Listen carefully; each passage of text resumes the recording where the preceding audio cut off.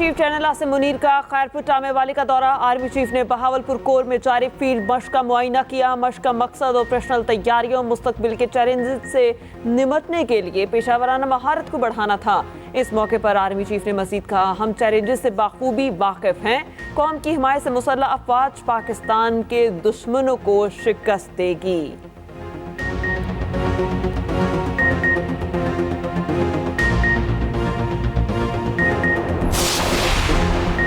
Barrister Gauhar Ali बिला मुकाबला PTI के चेयरमैन मुंतखब। तहरीक इंसाफ के रजिस्टर्ड वोटर्स ने चेयरमैन का इंतखाब किया। उमर अयूब पीटीआई के बिला मुकाबला मरकजी जनरल सेक्रेटरी मुंतखब। Chief election commissioner Niazullah Niazi ने मीडिया से गुफ्तगू में कहा, अली अमीन गंडापुर सदर तहरीक इंसाफ खैबर पख्तूनख्वा बन गए। यास्मीन राशिद पंजाब की सदर मुंतखब हो गई। बैरिस्टर गौहर कहते हैं, ये मनसब मेरे पास अमानत है। सरबरा पीटीआई चेयरमैन थे और रहेंगे।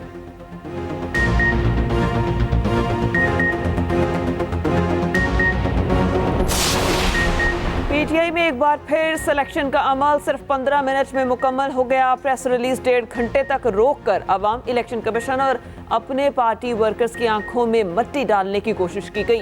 तर्जुमान मुस्लिम लीग नून मरियम औरंगजेब का रद्द-ए-अमल। मजीद कहा, ना वोटर्स थे, ना वोटर लिस्ट, ना प्रिजाइडिंग अफसर और ना ही इलेक्शन प्रोसेस। इसे कहते हैं धांधला, इसे कहते हैं आमरियत और इसे कहते हैं सिलेक्शन।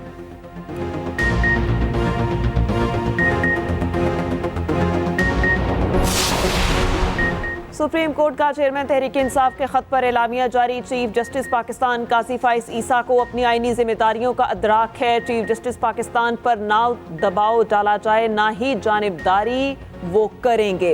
एलामिया में मजीद कहा गया, दस्तावेज बज़ाहिर एक सियासी जमात की जानिब से भेजी गई। ये अमर हैरान कुन है कि सर्वे मोहर लिफाफा मौसूल होने से पहले ही दस्तावेजात कैसे मीडिया को जारी हो गई।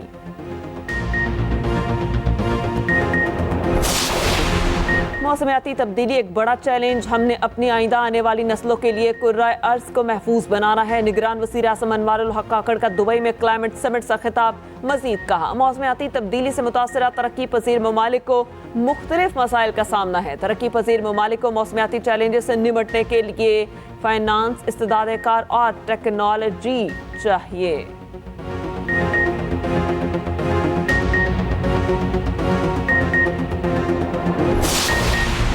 आम इंतखाबात से कबल नून लीग मुतहरिक। शेर के निशान के लिए उम्मीदवारों के इंटरव्यूज शुरू। नून लीगी उम्मीदवार को इंटरव्यू के बाद टिकट जारी होंगे। मॉडल टाउन सेक्रेटेरिएट में पार्लिमानी बोर्ड का पहला इजलास। मरियम नवाज, शहबाज शरीफ और इसहाक डार भी शरीक। सरगोदा डिवीजन के उम्मीदवार फाइनल किए जाएंगे। डिवीजन में 5 कौमी असम्बली और 10 सूबाई हल्के शामिल। नवाज शरीफ तमाम उम्मीदवारों से इनफरादी मुलाकात करेंगे। कायद नून लीग इंटरव्यू के बाद टिकट के इजरा का भी फैसला करेंगे।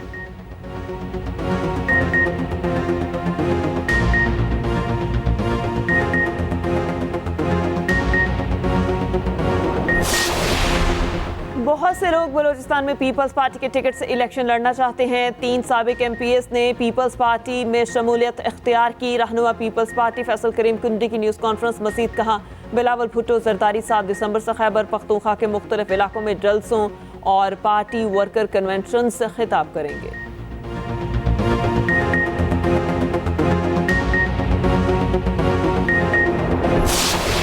इसराइल की सफाकियत इंतहा को पहुंच गई। गजा में बारूद की बारिश कर दी। पनाह हुसैन कैंपों पर अंधाधुंध बमबारी। 2 स्कूल्स को निशाना बनाया।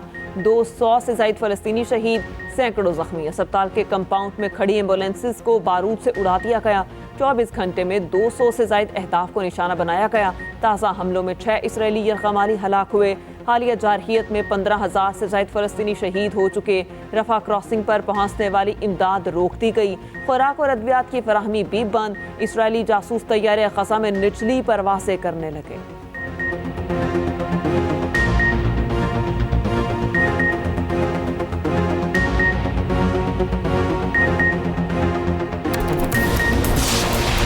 इसराइली दहशतगर्दी पर हमास की ताबड़तोड़ कार्रवाइयां। अल-कुद्स बरकेट ने इसराइल पर रॉकेट की बौछार कर दी। मुख्तसर वक्त में 107 रॉकेट दाग दिए।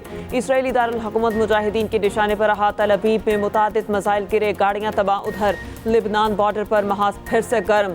इसराइल और हिजबुल्लाह के दरमियान झड़पें। 1 घंटे में हिजबुल्लाह ने सेहूनी तंसीबात पर 6 हमले किए। जनूबी लिबनान में इसराइली बमबारी से 3 शहरी शहीद। इसराइल के शाम पर भी हमले जारी, मुतादिद अहदाफ को निशाना बनाया। उधर नाजायज रियासत से निमटने के लिए हमास की बड़ी ट्रेनिंग, जंगी तरबियत की वीडियो मंजर आम पर।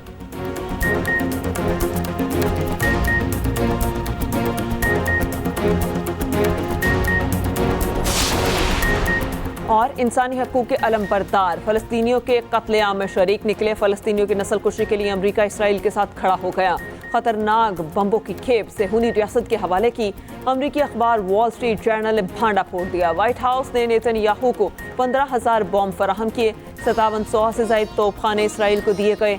अमेरिका ने 100 बंकर बम भी तल अवीव को भेजे। एक बम का वजन 900 किलोग्राम से ज़्यादा था।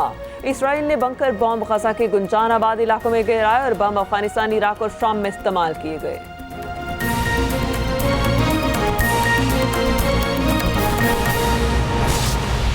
सुप्रीम कोर्ट का तहरीक इंसाफ के खत पर एलामिया। चीफ जस्टिस पाकिस्तान काजी फाइज ईसा को अपनी आईनी जिम्मेदारियों का अदराक है। एलामिये में कहा गया, चीफ जस्टिस काजी फाइज ईसा को ना दबाव में लाया जा सकता है, ना किसी की हिमायत करेंगे।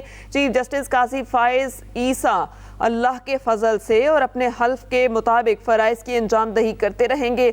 1 दिसंबर को 7 सफ़ात की दरख्वास्त मौसूल हुई। सुप्रीम कोर्ट एलामिये में यह भी कहा गया कि दस्तावेज़ात तैयार करने वाले वकील का नाम और राबते की तफसीलात नहीं दी गई।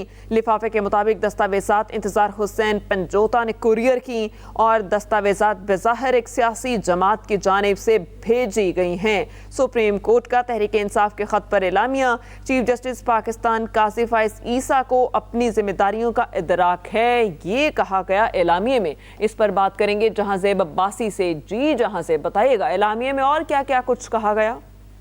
देखिए, चेयरमैन पीटीआई की जानिब से जेल से खत लिखा गया था जिसमें बुनियादी हकूक की खिलाफ वर्जियों का, लेवल प्लेइंग फील्ड का जिक्र किया गया था। इस पे अब जो चीफ जस्टिस ऑफ पाकिस्तान काजी फाइज ईसा के सेक्रेटरी हैं उनकी जानिब से एक स्टेटमेंट, एक बयान जारी किया गया है जिसमें ये कहा गया है कि सब इस बात पे यकीन रखें कि चीफ जस्टिस पाकिस्तान को अपनी आईनी जिम्मेदारियों का बाखूबी अदराक है। ना चीफ जस्टिस पर दबाव डाला जा सकता है और ना ही वो किसी भी मामले पे जानिबदारी करेंगे। इस बयान में 2 मुकदमात का भी हवाला दिया गया है जिसमें पाकिस्तान तहरीक इंसाफ बराह रास्त दरखास्त गुजार थी और उनको रिलीफ भी मिला। एक केस मिलिट्री कोर्ट्स के हवाले से है और दूसरा इंतखाबात के हवाले से। इन दोनों मुकदमात का हवाला देते हुए सलामिया में कहा गया है कि अभी पिछले ही दिनों सुप्रीम कोर्ट में इस जमात के वकला 2 अहम मुकदमात यानी मिलिट्री कोर्ट्स और इंतखाबात से मुतल्लिक पैरवी करके इन्हें पाया तकमील तक उन्होंने पहुंचाया है। और ये अमर हैरान कुन है कि जो सील्ड इन्वेलप में जो information chief justice of Pakistan के नाम भिजवाई गई वो इन्फॉर्मेशन जो है वो वक्त से पहले ही मीडिया को जारी की गई। और सब इस बात पे यकीन रखें कि चीफ जस्टिस काजी फाइज ईसा अपनी जिम्मेदारियां बखूबी तौर पे आगाह हैं अपनी जिम्मेदारियों से और उन पे ना ही दबाव डाला जा सकता है, ना ही वो जानिबदारी करेंगे और अल्लाह के फजल से चीफ जस्टिस पाकिस्तान फर्ज की अदायगी और अपने हल्फ की पासदारी करेंगे। तो ये इस में जवाब दिया गया है और ये भी एक पहली मिसाल हमें मालूम होती है। इससे पहले कभी किसी खत के ऊपर इस तरह चीफ जस्टिस ऑफ पाकिस्तान या उसके सेक्रेटरी या सुप्रीम कोर्ट की जानिब से इस तरह से कोई जवाब नहीं दिया गया। जी सही। जहांज़ेब अब्बासी, आपका बहुत शुक्रिया।